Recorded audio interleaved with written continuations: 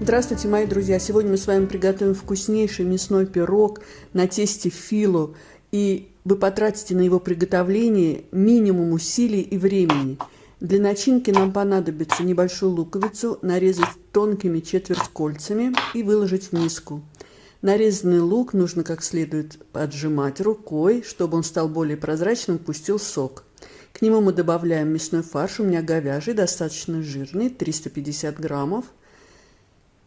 Специи по пол чайной ложки: соль, черный перец, красная паприка и зира, это камун.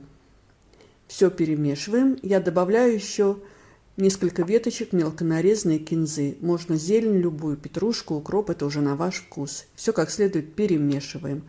У меня упаковка теста фило, 300 грамм, здесь 15 листов. Я их накрываю влажным полотенцем, чтобы листы не сохли, и мне помогает помощница готовить этот пирог. Берем лист теста фило, смазываем его небольшим количеством растительного масла, накрываем вторым листом теста фило, тоже его смазываем. Остальные оставшиеся листы накрываем влажным полотенцем, чтобы они не сохли, пока мы работаем. Также я зрительно делю мясную начинку, чтобы нам хватило на весь пирог.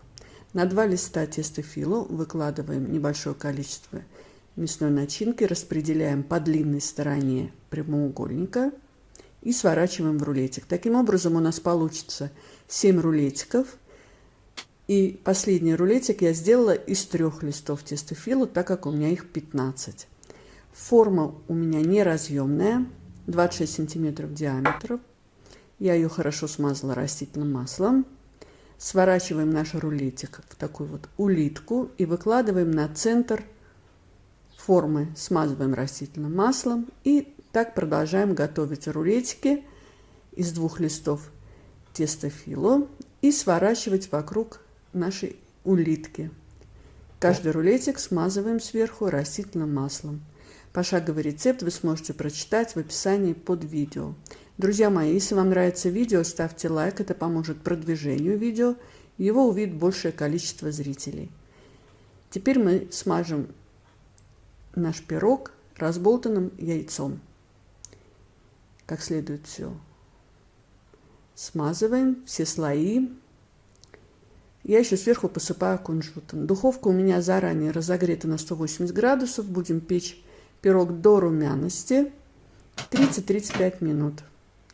В моей духовке он пекся 35 минут. Посмотрите, какой он румяный, посмотрите, как все шипит и шкварчит. Даем ему немножко остыть.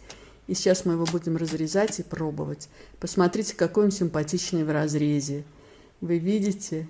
И все у нас пропеклось. Хрустящий верх, внизу сочные слои теста, мясо пропеченное.